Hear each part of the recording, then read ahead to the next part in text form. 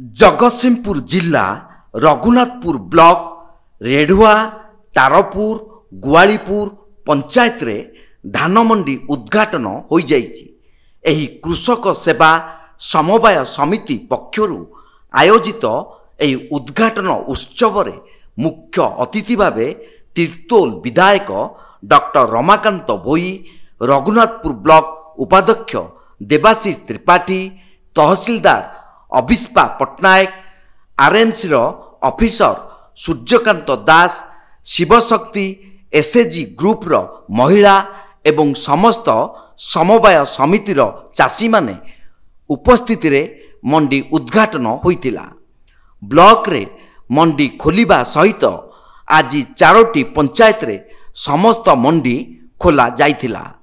तेबे समस्त मंडी रे सीसीटीवी व्यवस्था करा जाइतिबा बेले प्रति मंडी पई जणे लेखाए नोडाल ऑफिसर नियुक्ति दिया जाइछि।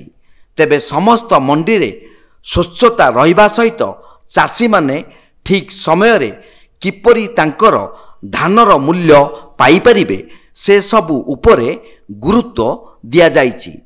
प्राथमिक कृषि समवाय समिति तारपुर शिवशक्ति महिला स्वयं सहायक गोष्ठी माध्यम रे चाषी मानक ठारू धान संग्रह कराजिबो एवं तीर्तोल विधायक कहिले जे मंडी रे कटनी छटनी न करिबा पाई निर्देश देइथिले। चाषी मानक समस्त सुविधा को दूर कराजिबो बोली मत व्यक्त करिथिले। रेढ़ुआ पंचायत सरपंच किशोर चंद्र बेहरा, सभापति प्रदीप कुमार महांती तत्वावधान रे धान मंडी उद्घाटन रे विधायक डाक्टर भोई और उपरोक्त अतिथि माने जोगो देइथिले। तारपुर पंचायत सरपंच सभापति और समस्त सभ्य नोडाल ऑफिसर तौरा सरपंच बटकुष्ट नायक एही मंडी उद्घाटन रे जोगो देइथिले।